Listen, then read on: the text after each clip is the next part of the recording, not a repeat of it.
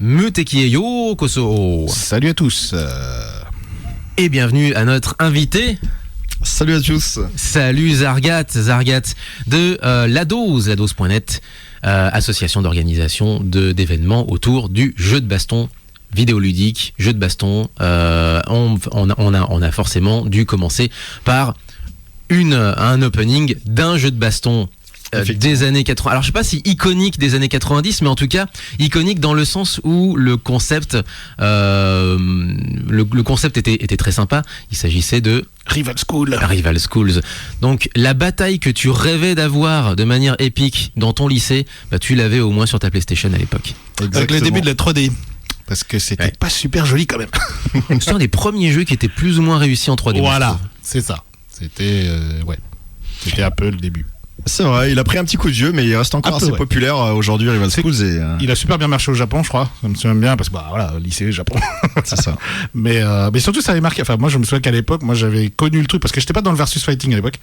Et c'était le rare truc, parce qu'il y a eu cette sorte d'opening du jeu, qui fait que ça m'avait marqué, avec des persos de ouf. Et donc, j'ai pensé à ça, on en a parlé hors antenne, mais j'ai pensé à ça, parce qu'il y a une actualité de Rival Schools, bizarrement. Exactement. En 2021. C'est fou ça. Qui est terrible. C'est improbable. Avec un personnage de Rival Schools qui a été ajouté au roster de Street Fighter V, donc un des jeux qui a le vent en poupe. Et effectivement, Akira de Rival Schools est maintenant jouable. Le perso principal. Et d'ailleurs, il y a tout à fait le feeling de Rival Schools chez ce perso, parce qu'elle a vraiment des combos très flottants. Et Rival Schools, c'était une de ses marques de fabrique, c'est qu'on avait tendance à passer pas mal de temps, plus de temps en l'air qu'au sol. C'est ça, complètement. D'ailleurs, c'est le seul jeu où tu as un perso, c'est un nageur, littéralement un nageur. Oui. C'est-à-dire qu'il est dans sa tenue de maillot de bain et tout, et il a des palmes, et il combattait en nageant. Je peux pas dire ça comment autrement. Il nage. Et il a des muscles en polygone. C'est globalement ça. Ah oui, oui. Mais en plus de ça, c'était l'époque où il fallait montrer que les jeux arrivaient sur CD et qu'on avait les moyens de stocker de la zik, beaucoup de zik. Et quoi de mieux justement que d'appâter le chaland avec une musique dès le début, dès l'écran d'introduction, avec une vidéo et tout, avec des thèmes chantés. Donc ce qui était sur les générations précédentes n'existait pas trop. Ouais. C'était ça, fallait vraiment changer d'air, changer d'époque et le montrer une bonne fois pour toutes. Et ça donnait des fois des choses assez improbables, d'autres fois des choses assez épiques. Les années 90, c'est assez particulier justement à ce niveau-là, ce milieu des années 90 et l'apparition des jeux sur CD-ROM. Je crois que le premier versus fighting game en 3D, c'est Virtua Fighter, non ? Oui. Alors clairement. puisqu'on parle de temps de jeu passé en l'air, Virtua Fighter, on est pas mal aussi, non ? C'est vrai, il y avait un peu cette sensation flottante qui après est souvent restée d'ailleurs dans les jeux 3D. C'est un peu pareil sur Tekken, Soul Calibur aussi, même peut-être un tout petit peu moins, mais quand même ça fait aussi partie du jeu. C'est un peu la marque de fabrique des jeux 3D qui pourtant se veulent très réalistes. Virtua Fighter de Yu Suzuki, il a travaillé avec des vrais martialistes pendant des années pour la capture, tout ça, mais en réalité malgré tout on met un petit coup à un perso et ça le fait rester encore 1 ou 2 secondes de plus en l'air et on essaye de le maintenir jusqu'à l'amener à un mur et lui massacrer sa barre de vie. C'était globalement ça, ou alors le faire tomber de la zone de jeu aussi. Comme en 2D quoi. Un petit juggle. Allez hop. C'est ça. Alors justement, le juggle dans les jeux 2D, ça dépend un petit peu des écoles, parce que chez Capcom par exemple, ça a toujours été relativement court les juggles. Par contre, du côté de SNK ou du côté de Arc System par exemple, alors là c'est la fête. Tu gardes ton adversaire en l'air pendant 20-30 secondes et tu ne le lâches plus. C'est ça, c'est que tu peux aller te faire un café toi de ton côté, puisque de toute façon l'enchaînement. Alors si tu veux le maintenir en l'air, tu prends pas 3 cafés. Par contre ton adversaire peut, effectivement. Voilà, c'est ça. Oui, c'est ça. Moi je parlais du pauvre gars en face qui est en train de se faire marave. C'est ça. tout simplement. C'est exactement ça. Et tu me parlais, c'était quoi? C'est Guilty Gear qui est devenu d'ailleurs. Enfin, c'est un jeu de rythme à ce niveau-là. C'est presque un rhythm game en réalité, plus qu'un jeu de baston des fois. Et encore, la série est en train de reprendre une série plus sanglante, on va dire, où les combos sont plus courts et font plus de dégâts. Mais alors, il y a eu des versions vraiment effectivement où ça flottait beaucoup. Et chez Arc System, il y avait Blaze Blue où littéralement les combos pouvaient durer mais un temps fou. Ils étaient lents en fait. C'était très irritant pour l'adversaire en fait de se faire vraiment maintenir en l'air indéfiniment comme ça. Et puis bien sûr, on n'oublie pas le jeu de baston Hokuto no Ken qui était sorti au début des années 2000 en arcade sur le support Atomic Wave. Et alors là, dans celui-là, c'était des infinis dans tous les sens qui étaient interminables. C'est vrai. Et vraiment. En fait, on appelait ça du jug, enfin je sais plus si on disait du dribble en fait. Et littéralement, on driblait son adversaire, le cadavre de son adversaire comme un ballon de basket dans le coin indéfiniment. C'est ça, c'était ça. Et il y avait même, c'était celui-ci où il y avait des tutos ensuite au début des internets pour savoir comment battre. C'était quoi? C'était Shu ou c'était Rao ou je ne sais plus qui était le perso qui était cheaté à mort. Alors Shu était pas dans le jeu, mais Rao effectivement faisait partie des 2-3 meilleurs persos. Avec Toki et Rei. Toki, c'était ça. Et Toki, Toki vraiment dans le jeu, c'est le meilleur perso, même si c'est un des plus difficiles. Comment à jouer. Battre Toki? Des tutos à l'époque, voilà. Comment battre Toki puisqu'il était imbattable. Ce gars. Après, c'est Toki, c'est normal qu'il soit fort. Oui, voilà. Respectons le personnage, merde. Puisqu'on parle de jeux de baston, etc., on fait un peu le tour d'horizon un peu de tout ça. On va parler forcément du produit phare de Capcom en la matière. Il s'agit de Street Fighter et c'est autour de cette franchise-là que vous organisez un événement. Ce sera les 18 et 19 septembre prochain, la X Street Battle et ça se passe à l'Epitech, l'école Epitech à Jean Massé. Et c'est centré sur Street Fighter 2X, alors c'est ça? Exactement. Enfin, donc en fait, nous sommes une asso qui existe depuis maintenant presque 10 ans et on est donc une asso loi 1901 entièrement bénévole et qui est spécialisée dans l'organisation de tournois uniquement de jeux de combat. Et on tourne beaucoup autour des jeux 2D, même si ces dernières années on a fait aussi beaucoup de Tekken et tout ça. Et en fait, on a vraiment une de nos marottes en fait, c'est le jeu arcade rétro et on aime jouer à des vieux jeux de baston sur borne d'arcade. C'est très bien ça. Donc l'asso elle a ses propres bornes. L'asso elle possède 10 bornes d'arcade qu'elle a fini par acheter avec le temps. On les rénove nous-mêmes, on les bricole et Street Fighter 2X, donc la version sortie en 1994 de Street Fighter 2. Street Fighter 2 c'est un jeu sorti à la base en 1991. Il y a eu plusieurs versions. Donc nous on joue à une des dernières versions du jeu, celle de voilà. Et il y a une vraie grosse commu à Lyon, en France, en Europe et dans le monde sur le jeu. Et on organise du coup chaque année le X Street Battle, qui est un des plus grands. C'est le plus grand tournoi de Street Fighter 2 hors Japon qui a lieu chaque année. Avec vraiment des joueurs internationaux qui sont là, toute l'Europe. On a des invités japonais, américains qui viennent. Alors évidemment, à l'heure actuelle, vous vous doutez bien que les invités japonais, dans le contexte actuel, c'est complètement impossible.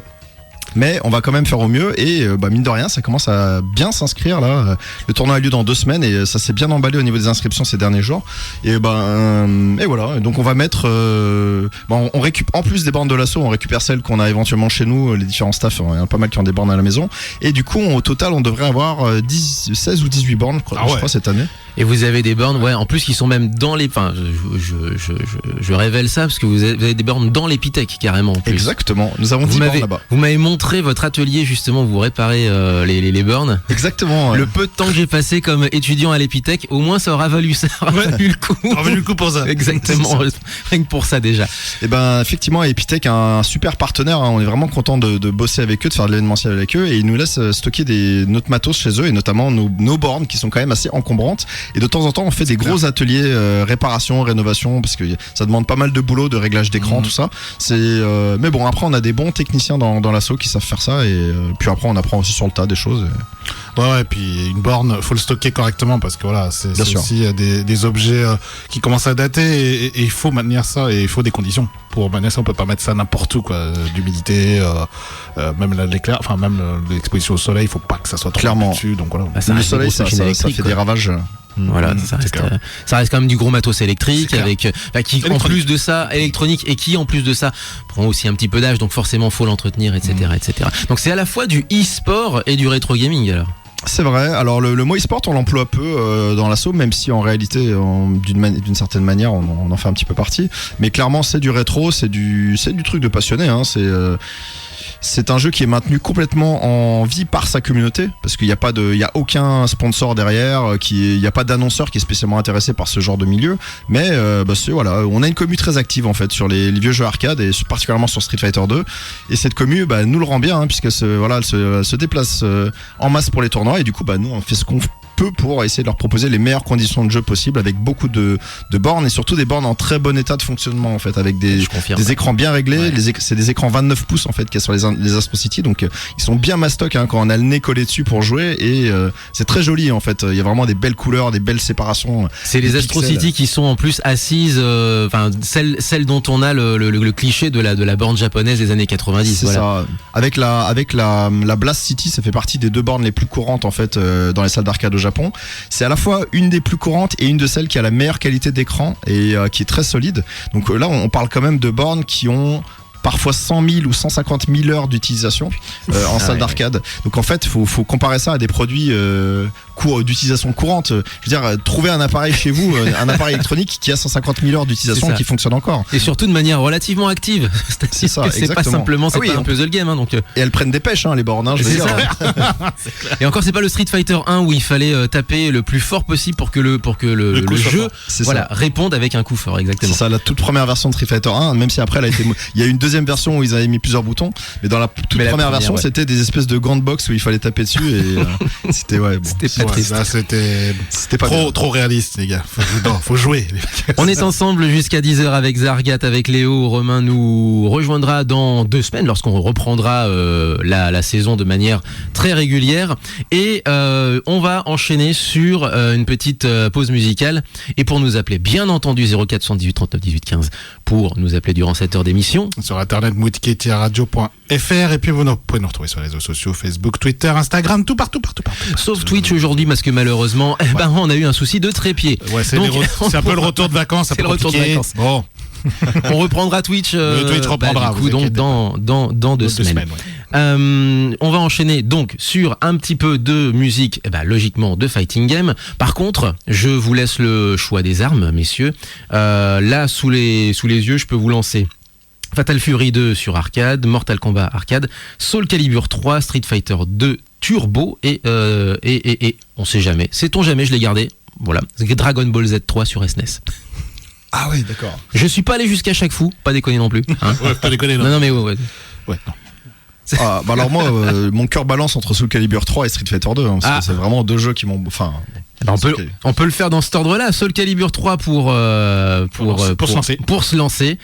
Et ensuite on enchaînera sur Street Fighter 2 Turbo, et puis après tu me diras le perso que tu voudras, ceci étant, parce que du coup moi j'avais prévu le truc vraiment Guile, parce que c'est le truc le plus épique et qui évoque surtout quelque chose et qui va avec pour tout le monde, et qui va avec ça, c'est la légende des internets, ça, qui va avec tout. Exactement. Alors la musique que je vous propose pour Soul Calibur 3, Fearless Eyes, le sanctuaire de Ridis. Vous êtes sur Mouteki, on est ensemble jusqu'à 10h avec Zargat, de la dose avec Léo, et on parle de jeux de baston et de la X Street Battle dans 2 semaines.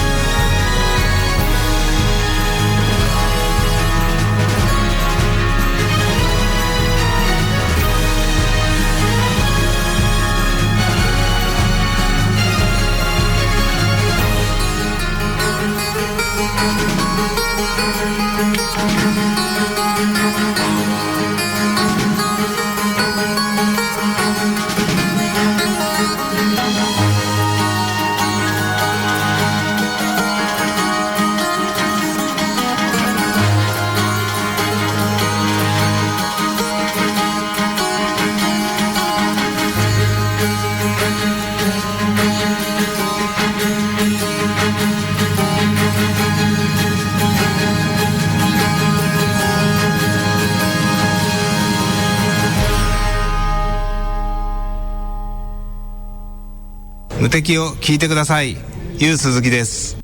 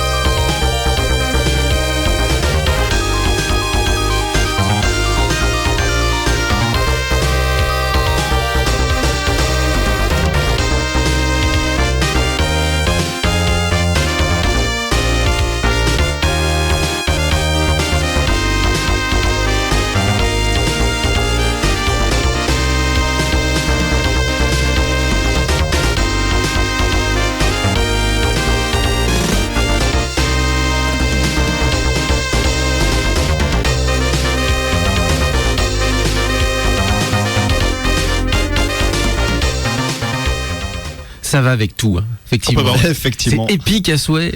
Ça passe partout. C'est bon. Exactement. Juste à l'instant, Yoko Shimomura, donc à la baguette, pour l'un de ses premiers gros projets en plus à l'époque, la compositrice, qui ensuite a fait une carrière de ouf là-bas. Yoko Shimomura, voilà, chez Capcom. Vous savez que ce morceau, ceci dit, est un gros rip-off d'un morceau de T-Square, hein, qui s'appelle Travelers. C'est genre, il est quasiment, il y a des morceaux il y a des bouts de ce morceau qui sont repris tels quels. Hein. T-Square, tu me dis? T-Square, c'est un groupe mythique de jazz fusion japonais des années 80. Et c'est Travelers, je crois, il s'appelle, et c'est assez incroyable, hein, comme il y a des bouts qui sont repris quasiment entièrement dans le thème de Guile. Ah ouais, d'accord, ok. Bah là, oui, complètement, quoi, comme ça, quoi. Et si t'avances un petit peu dans le morceau. Bah justement, voilà, allons-y, oui. Ouais. Hop.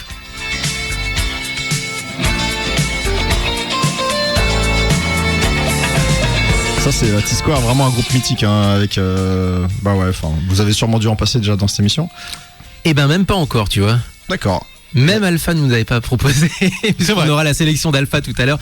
En plus de ça, je vous rendais pas compte que Yoko Shimomura, c'est comme aujourd'hui, parce que les plus jeunes peut-être que c'est pas à l'époque, c'est quand même la compositrice de Kingdom Hearts déjà, hein, pour voilà. Oui, ce passage-là. Là. Ah oui, exactement. On l'entend. Attention, je repasse.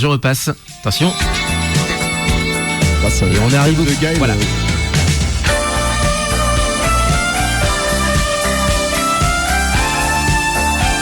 Et Donc là, elle a changé un peu ce bout-là, mais le début du truc de ce passage-là a été utilisé tel quel dans la musique de Guile. J'avoue. Et cette chanson, et en plus de ça, ça a été comment dire, c'est un peu une sorte de mouvement perpétuel. Tu me dis que donc T-Square a servi effectivement de matrice dans la composition de Yoko Shimomura. En tout cas, elle a pensé à cette chanson-là et on comprend complètement pourquoi. Et pour d'autres raisons, cette chanson-là de Guile, cette musique, ce BGM de Guile, a servi aussi pour, a servi aussi d'inspiration pour d'autres jeux, cette fois-ci un peu moins inspirés forcément, et notamment, je le cherche justement, pour Dragon Ball Z, justement, Dragon Ball Z 3, le voici sur SNES, et la musique de fin justement du mode histoire, il n'y a pas de mode histoire sur Dragon Ball Z 3, c'est un tournoi en réalité, parce que la série, il me semble, était encore en cours à ce moment-là. De fin de tournoi, c'est actuel, ouais. Et c'est le staff roll, donc tu as gagné le tournoi, bravo, et tu as droit à ça.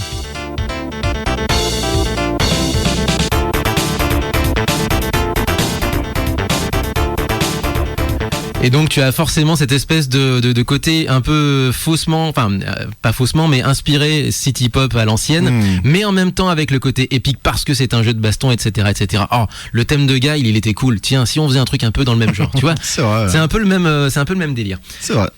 Exactement. Allez, on revient sur notre X Street Battle. Est-ce que donc du coup, alors c'est où, comment dire, quelle est la capacité maximale en fait de concurrents qu'on peut avoir pour ce tournoi-là justement? Alors c'est un double tournoi en fait parce qu'il a lieu donc le samedi et le dimanche, le 18-19. Un tournoi du samedi et un tournoi du dimanche. Exactement. Il y a, alors attendez, je vais vous dire une bêtise. Donc il y a le solo, je crois, qui est le samedi et le tournoi en équipe le dimanche. Il faudra regarder sur le site pour confirmer ce que je vous dis. De toute façon, en général, les gens qui s'inscrivent, ils font les deux tournois. Hein.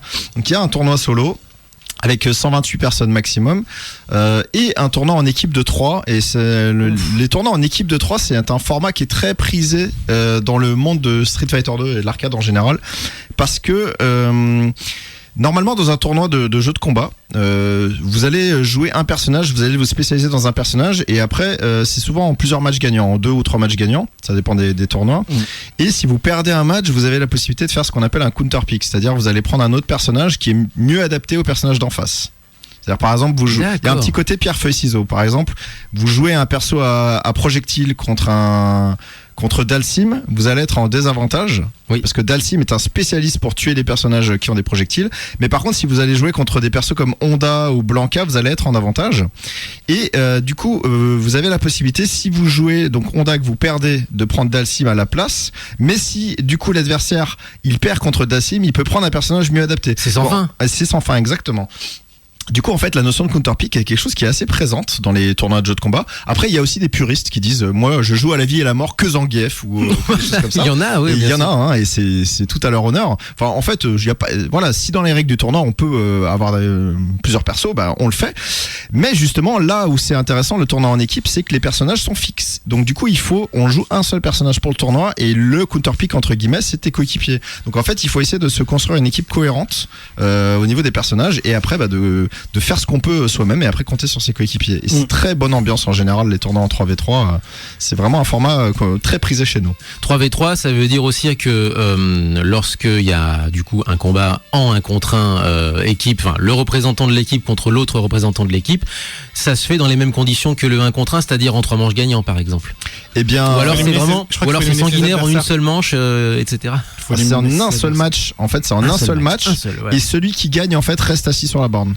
Donc c'est-à-dire il faut essayer de faire tomber l'équipe entière en face. En survival. Donc en fait, on fait littéralement un pierre feuille ciseaux, un Shifumi au début pour savoir qui on envoie. Donc c'est l'équipe qui perd, elle envoie son premier joueur et en face en fait, bah on envoie un joueur. Alors on envoie si possible le personnage le mieux adapté pour battre ce perso, mais après c'est jamais garanti hein. Même les enfin ce qu'on appelle les match-up, même quand t'as un match-up très favorable, bah, de temps en temps tu perds et là du coup c'est l'hémorragie parce que là l'équipe ah ouais mais on comptait sur toi pour battre ce perso, là on va avoir des problèmes derrière, donc bah c'est tout le sel et tout le fun en fait des tournois en équipe. C'est un petit, ouais, c'est vrai, c'est ça. Ouais, mais on comptait sur toi. T'étais censé taper les 2 premiers et nous on faisait le reste. C'est ça, exactement. C'est ça. Parce qu'en fait, on sait que dans cette équipe, il y a un joueur de Chun-Li ou un joueur qui est très très fort et en fait, bah voilà, nous on avait besoin de tel personnage pour l'avoir, mais bon, des fois on a un plan et des fois ça se passe autrement. C'est clair. Non, c'est une sorte de tag battle en fait, si tu veux.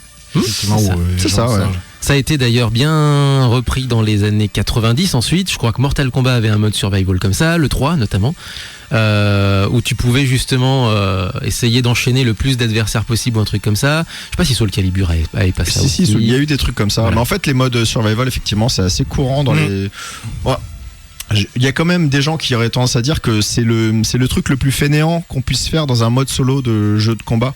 Parce qu'il y a des trucs plus par exemple les Soul Calibur ils ont montré beaucoup de créativité dans leur mode solo, et c'est vrai que le survival c'est ce que par exemple on avait reproché à Street Fighter 5 au moment de sa sortie, c'est qu'en termes de contenu solo il y avait quasiment que du survival. Le jeu s'est étoffé avec le temps, et d'ailleurs Street Fighter 5, même si c'est pas trop ma tasse de thé, aujourd'hui il y a pas mal de gens qui s'accordent à dire qu'avec le temps, les améliorations, tout ça, le jeu est quand même vachement bien maintenant. Et on en parlait tout à l'heure justement avec l'arrivée d'un personnage de Rival Schools il y a à peine quelques jours. C'est ça, avec les nouveautés.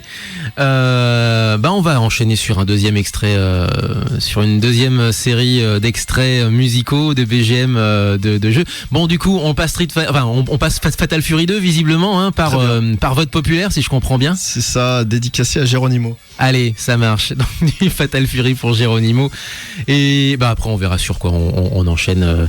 On peut improviser, c'est l'avantage d'avoir une émission en direct. Et justement, là je vais enlever T-Square qui nous servait de petits fonds musical, et je vais mettre du Fatal Fury, ce sera bien plus simple. Voilà. Et ce que je vous propose, c'est le stage australien avec Tarkun and Kitapi. Et du coup c'est parti. La version arcade, Big Bear pour l'Australie forcément, du jeu d'arcade, du vrai à l'ancienne, sur les vieilles bandes des années 90. À l'époque où il s'appelait Big Bear, parce qu'après il a changé de nom, c'est devenu Raiden. Oui, c'était pour moi ça a toujours été. Je suis resté au vieux moi, donc Big Bear. Perso stylé, hein. Personnage très stylé, un chopper. Et Zik également très stylé, vous allez entendre ça. Donc c'est sur Mouteki, on est ensemble jusqu'à 10h avec Zargat de la Dose.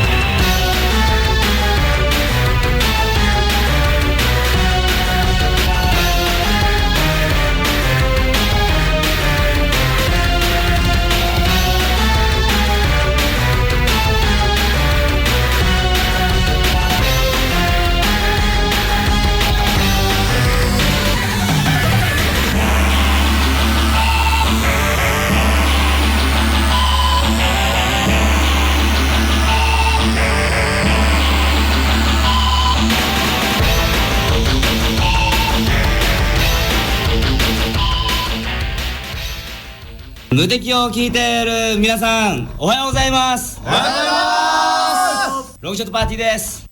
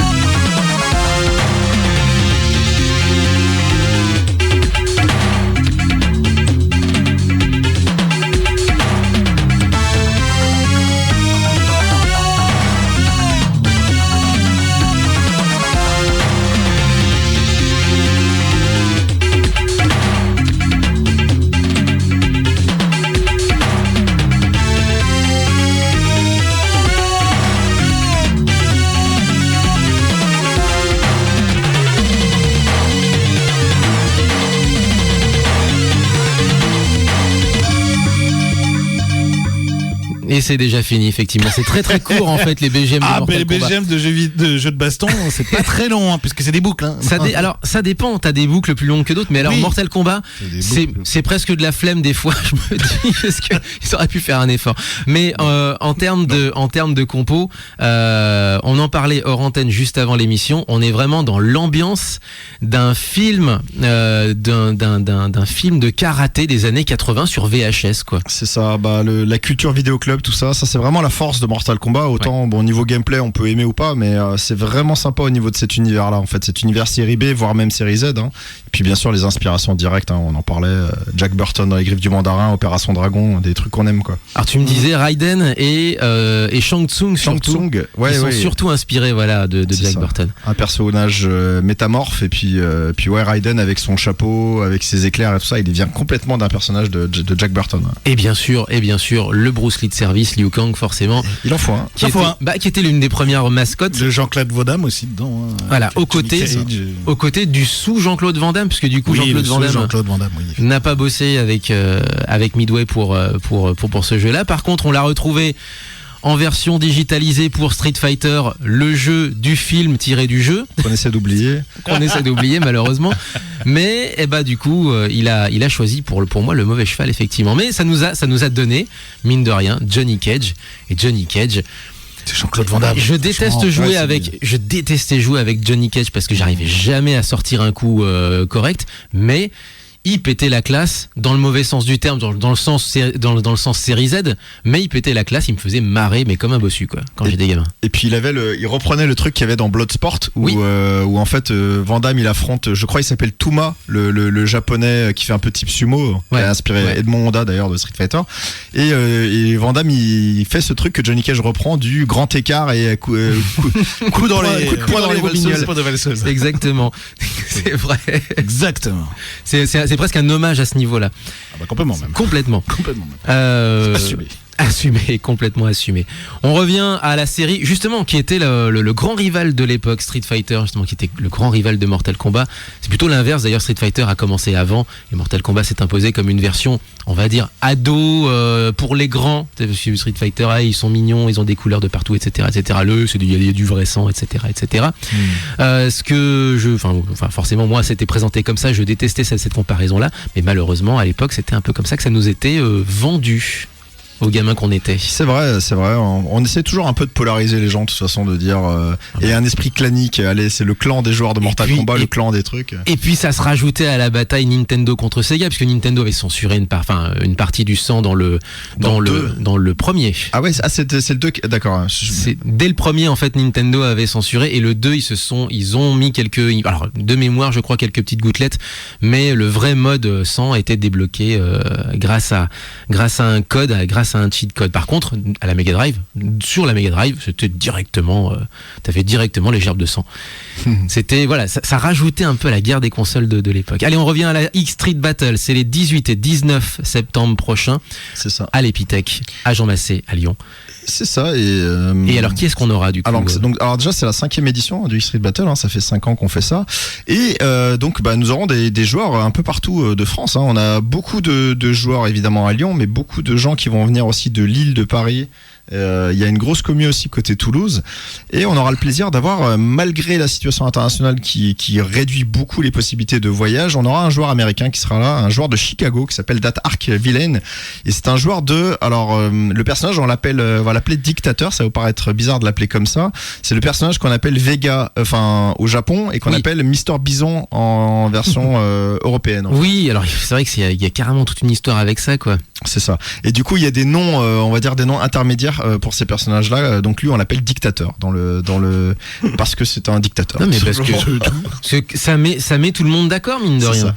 Le boxeur, on l'appelle boxeur parce que justement, il s'appelle Bison en version japonaise et Balrog en version occidentale. Voilà. Et du coup, on l'appelle boxeur aussi par souci de facilité. Mais alors dans ce cas-là, comment on appelle Vega dans la version européenne, et donc qui était Balrog en version japonaise, c'était ça. On l'appelle Claw, ou alors parfois en France on l'appelle Griffe, tout simplement. Oh, oui, le griffu, ouais.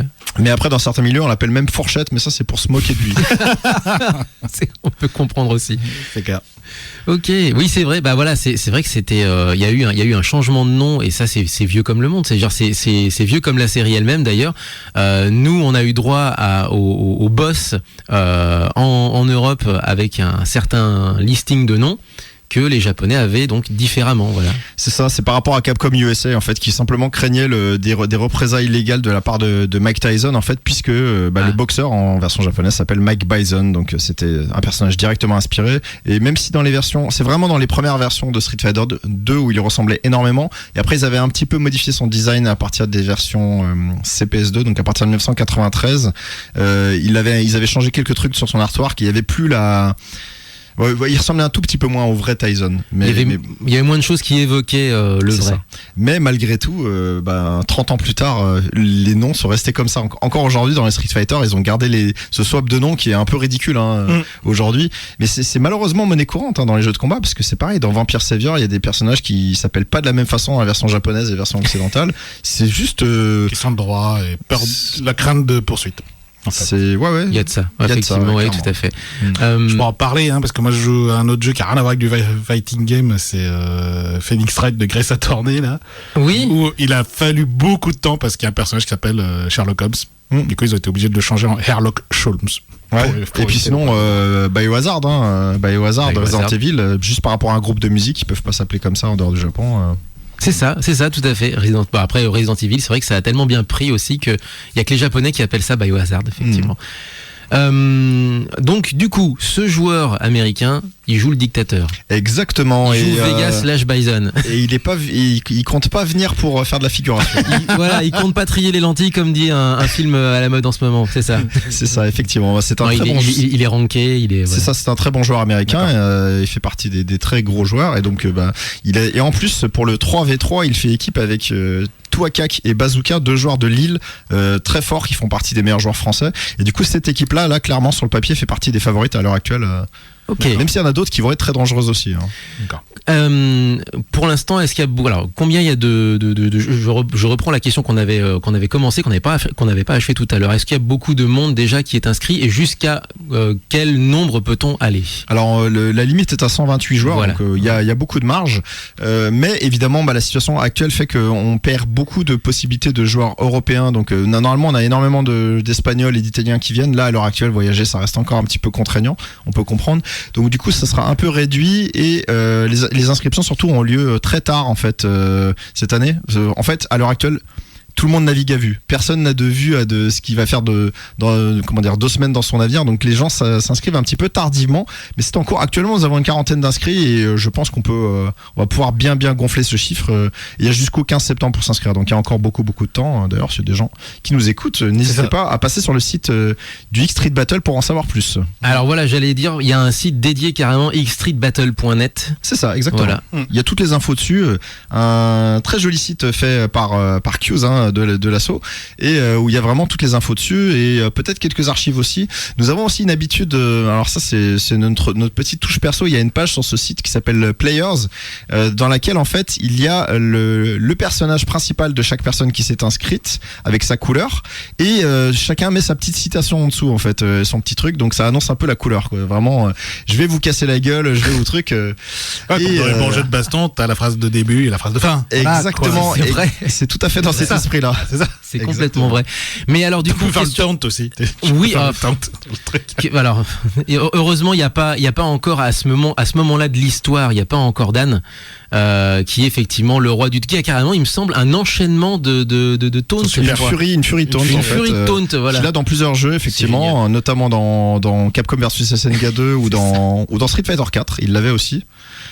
C'est où il fait un enchaînement littéralement pendant 10 secondes, il crame toutes ses ressources, il crame ses barres de furie qui normalement permettraient de faire des dégâts, et il utilise tout ça juste pour faire un truc où littéralement pendant 10 secondes il te fait des bras d'honneur et des insultes quoi. C'est que du taunt. Ah, c'est ça. Que du taunt il est en roue libre pendant 10 secondes. C'est ça. Petite question subsidiaire justement, est-ce qu'on peut assister à l'événement? Alors j'imagine qu'à l'école Epitech, assister à l'événement ça va être compliqué avec les restrictions sanitaires. Est-ce que vous avez peut-être aussi en complément un live Bien sûr. stream. Ah, Voilà. oui, clairement. Alors, effectivement, il n'est pas possible d'assister en tant que spectateur à l'événement parce que pour je des craignais, raisons, des raisons évidentes sanitaires, pour que ça soit pas trop encombré.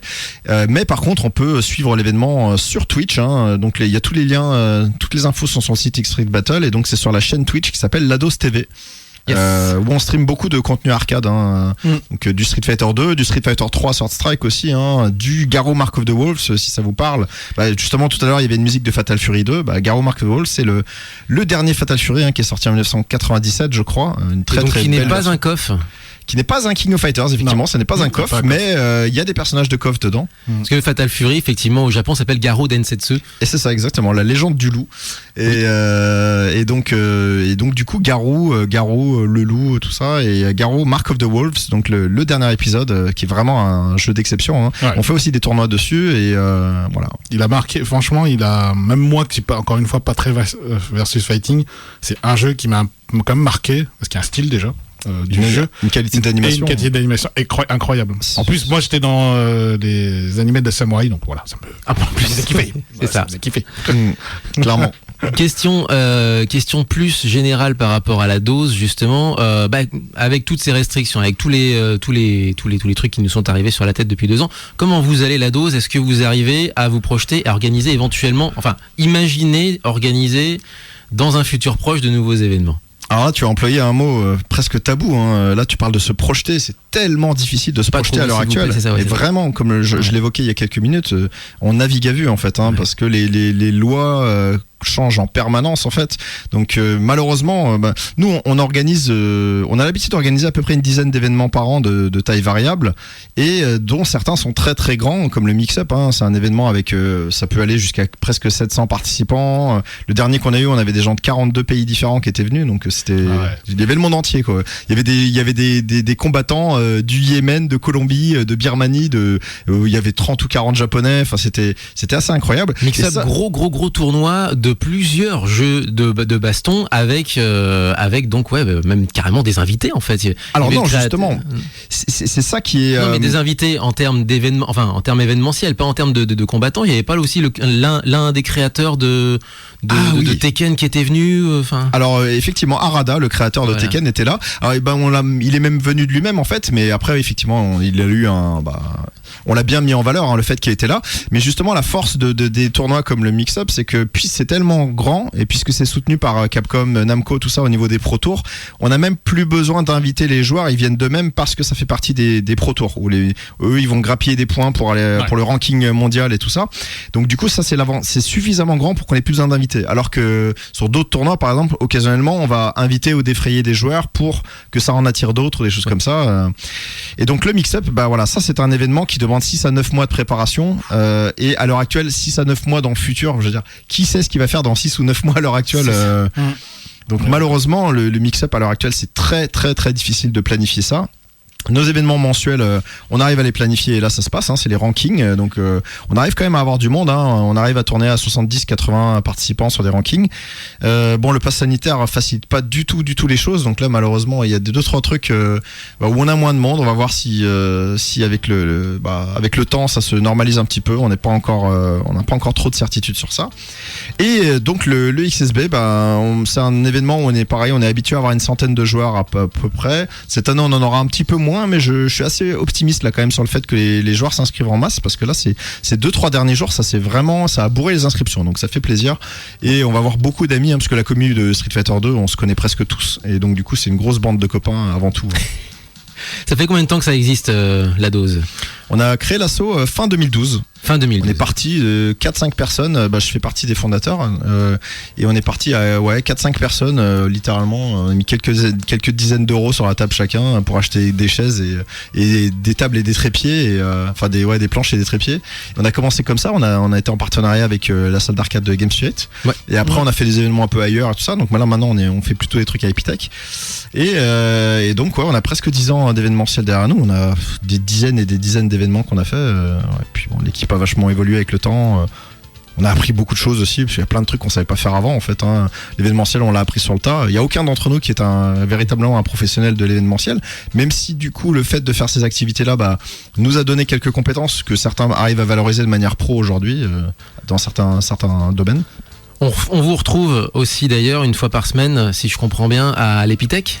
C'est ça. Alors donc actuellement. Et vous jouez à quoi du coup à l'Épithèque? Alors actuellement non, justement à cause de ces histoires de passes qui nous mettent des contraintes. Mais normalement on fait tous les mardis soirs, on fait ce qu'on appelle le mardi, c'est Togeki. Je sais pas si le Togeki c'est un terme qui vous parle. C'était le Togeki, ce qu'on appelle aussi le Super Battle Opera. C'était un tournoi qui avait lieu au Japon entre à peu près, je crois, entre 2001 et 2011, et en fait c'était un tournoi qui était organisé par le magazine Arcadia, qui était un magazine d'arcade japonais, et qui avait lieu sur tous les jeux arcade du moment, et c'était le tournoi le plus prestigieux du Japon. En fait, pour pouvoir se qualifier, il fallait gagner d'autres tournois qui avaient lieu dans les salles d'arcade aux quatre coins du Japon. Il n'y avait pas n'importe qui participait, et c'était le Graal même pour les joueurs européens en fait. Ouais, c'est la grande finale, quoi, de se qualifier. De temps en temps, on avait des spots de qualification en France sur tel ou tel jeu, sur Capcom Fighting Jam, sur 3-3, sur 2X. Et en fait, celui qui gagnait ce tournoi-là, qui était hyper relevé, où il y avait les meilleurs joueurs européens, il avait le droit d'aller au Japon. Il y allait lui-même, il devait payer son billet d'avion. Il allait au Togeki, et en général, il se faisait massacrer au premier tour, oui, et c'était fini. Voilà. Et donc justement, les joueurs les plus incroyables européens à l'époque, c'était ceux qui arrivaient à passer 1 ou 2 tours au Togeki avant de mourir, quoi. Ah, mais c'était déjà en soi un sacré exploit, effectivement. Et du coup, nous, voilà, j'ai un titre un peu humoristique, mais on appelle ça le mardi c'est Togeki. Et on fait des petits tournois le mardi soir, donc essentiellement sur Street Fighter 2, sur 2X. Et on fait des tournois en simple élimination, donc c'est-à-dire littéralement tu perds un seul match, ton tournoi est fini. Ce qui n'est pas un tournoi compétitif conventionnel aujourd'hui. Et il n'y a pas de loser bracket. Il n'y a pas de loser bracket dans les petits tournois du mardi. Voilà. Alors au XSB, il y aura des loser brackets par exemple. C'est un tournoi un peu plus sérieux entre guillemets. Après, on y met le sérieux qu'on a envie, mais. C'est un tournoi au format un peu plus classique d'un tournoi. Voilà. C'est ça, exactement. Un tournoi de championnat, ouais. D'accord. Et donc tous les mardis. Alors essentiellement street. Ça peut aussi changer, j'imagine, selon l'humeur du moment. Exactement. Voilà. En fait, par exemple, les derniers temps, on a eu un gros coup de motivation des joueurs de Street Fighter 3 Third Strike. Qui est aussi un jeu assez populaire à Lyon et partout en France. En France, on a un niveau énorme sur le jeu. On a parmi les meilleurs joueurs du monde qui sont en France. Et Third Strike, d'ailleurs, Alpha qui s'occupe un peu des programmations musicales de cet événement, lui c'est un joueur de Third Strike. Il a beaucoup d'affect pour ce jeu. Mais j'allais faire cette transition, elle est parfaite Zargat. Du coup, j'allais faire la transition vers le dernier extrait musical de cette émission. Il y avait mon petit quiz, j'avais juste 2 questions, mais en plus qui allait faire la transition du truc. 2 questions ? Ouais, pour cette année, juste pour annoncer la couleur de la saison, on va faire des quiz cette année. Ah, tu veux faire des quiz ? Ouais, et surtout... Donc genre Romain versus Me ou par exemple, versus Violaine versus sur toi Twitch, ou même sur Twitch. Ah. On va pouvoir faire, ceux qui seront présents sur Twitch, pour répondre sur un sondage, comme un sondage, quoi. Et donc, pour répondre, pour participer au quiz. Et donc, si vous gagnez sur Twitch, vous gagnez toute notre estime, c'est ça? Pour l'instant. Mais il y aura des tournois. On va tester déjà. Oui, on va tester la formule. Bien sûr. Alors, j'ai 2 petites questions, ça va aller très très vite, pour juste vous montrer la couleur. Lequel de ces jeux de fighting game n'existe pas? A. Réponse A, Guilty Gear Petit. Réponse B, Battle Raper. Réponse C, War of the Pocket Monsters. Réponse D, SNK Heroine Tag Team Frenzy. Alors le premier et le quatrième ils existent. Le 3, moi je dirais, ouais. Donc là c'est le C. Je dirais B ou C, mais j'ai pas retenu le. Mais c'est effectivement le C qui n'existe pas. Il n'y a pas de War of the Pokémon. War of the Pocket. Par contre, il y a War of the Monsters où il y a Godzilla. Tiger Petit, c'est sur Neo Geo Pocket. Ouais, exactement. Ouais. Exactement. Et malheureusement, Battle Rapper existe. C'est un jeu érotique. Voilà. Dans le monde du fighting game, il y a un moment mythique, bien sûr. Le match Daigo versus Justin Wang sur Street Fighter Third Strike. C'est quoi le nom de famille de Daigo? Réponse A, Umehara. Réponse B, Ichibara. Réponse C, Inuara. Ou réponse D, Umibuzu. Moi je sais, mais je vais pas le dire. Umibuzu. Vas-y, non, mais vas-y, parce il nous reste peu de temps. Ah c'est la A sans embrouille. Sans embrouille. Sans embrouille. Umehara. Donc ce moment, effectivement, est mythique dans l'Evo. C'était lors du 2004. L'Evo 2000, 4 ou 3. 3 ou 4. Peut-être 2003, je sais pas. Et bon, c'était encore le début d'Internet, c'était encore C'est le ça. début du truc. Donc ça a été moins mythique que d'autres moments plus récents. C'est Mais ça. alors celui-là, ouais, pour les joueurs de fighting game. Ah oui, c'est un moment. les frissons, c'est les frissons. Un moment clé, clairement. Mais qui montre aussi la qualité du jeu du Sword Strike, en fait. C'est vrai, c'est Aussi. un jeu important. Ouais, parce que du coup, on voit on peut avec de la technicité faire des choses qui sont même pas prévues au départ. Je pense par les développeurs, en fait. Bah, je sais pas si on peut, si c'est du gameplay émergent ou pas, mais en tout cas, clairement, ça fait le show et en fait, on voit la réaction de la salle sur ça. En fait, ça chauffe une salle à blanc Ah non, mais en 3 secondes. voilà. Ça, c'est magnifique et c'est ce qu'on aime en fait dans les jeux de combat. C'est ça. C'est comme un match de foot, et il faut une ambiance en fait autour du fighting Exactement. game. C'est ça, hein, c'est un peu comme le MMA. Ça marche pas mal le MMA en ce moment en France, et c'est l'ambiance en fait qui compte. C'est cette ambiance parce que il y a un peu de show, il y a des trucs comme ça quoi. C'est clair. C'est l'ambiance, c'est les niveaux des combattants, exactement. Tout à fait. Exactement. Et bien justement, on va se quitter avec un truc qui n'a rien à voir en réalité. Parce que oui, ce sera du Capcom et pas n'importe quoi. Zack Zinger Group, composé par Akihiko Narita. Et là, on va parler d'un autre jeu de Capcom. Zack Zinger, c'est quelqu'un de chez Capcom. Akihiko Narita, c'est aussi un employé de chez Capcom. Les deux ont composé pas mal de BO. Notamment Zack Zinger, il a composé la BO de Street Fighter V. En tout cas, co-écrit, parce que je crois qu'ils sont 2 ou quelque chose comme ça. Mais en tout cas, globalement, c'est l'un de ceux qui a composé le plus de zik pour Street Fighter V. Mais surtout, Akihiko Narita, c'est l'un des compositeurs aussi, notamment pour la série Resident Evil et Monster Hunter. Et ce que vous propose pour la rentrée alpha du Gros Tadzik, c'est du Monster Hunter en version jazz, tiré d'un album sorti en 2015 qui s'appelle Monster Hunter The Jazz. Et c'est l'occasion d'ouvrir cette nouvelle saison avec du groove, de l'amour, du love, etc. Et Alpha, comme quoi. Alpha, c'est en distillé. Et justement, c'est les 10 ans du Gros Tadzik. Ça a commencé hier. Il était en mix avec ses copains à la maison M, la maison mère, pour ceux qui le connaissent, pour ceux qui connaissent cette adresse sous ce nom-là. Là à 10h, il commence maintenant là le Twitch. Si on pouvait faire un raid, on le ferait, mais il y a personne qui nous suit sur Twitch là habituellement. Je pense qu'il y a beaucoup moins de gens beaucoup plus de monde qui suit Alpha sur Twitch que de gens qui suivent Muteki sur Twitch. Mais si on le pouvait, on ferait un raid pile poil à cette heure-ci à 10h. Il est du côté du Rakwe, donc juste là sur les pentes de la Croix-Rousse. Et ce soir, il est encore en mix avec les copains à la maison mère. Et demain dimanche, il est du côté du Obamo Café. Voilà pour le programme, les 10 ans. Mais du le Gros mérite, Tadzik. notre Il cher mérite. ami Alpha. Et ben on lui passe le bonjour. C'est clair, on Alpha. passe le bonjour, excellent mix du coup. Le Alpha, qui est d'ailleurs le maître d'un truc sur une ancienne école de Sword Strike à Lyon. C'est le maître de ce qu'on appelle le Dark Obscur, c'est-à-dire un style de jeu le plus aléatoire possible. Oui. Et en fait, Mais tu te fais quand même taper. et c'est ça. Non mais Alpha, attention, hein, il joue à 33. Hein, il a un Akuba et un Gookie sur le jeu, Ah non mais très très imprévisible. c'est du sérieux. Allez, on se quitte avec donc un jeu de Capcom qui n'est pas un VS Fighting, mais la musique est bonne. C'est Monster Hunter, donc version The Jazz, The Red Afterglow Running in the Darkness. Voilà pour le titre de la chanson, pour être précis. On se retrouve dans 2 semaines. Nous, on n'est pas là pour cause de mariage, donc il y aura un mix la semaine prochaine, un mix de love. Alors il y aura pas que du sweet et du gnangnan, etc. Mais on se retrouve donc dans 2 semaines en live sur Muteki. En live sur Muteki. Merci beaucoup Zargat.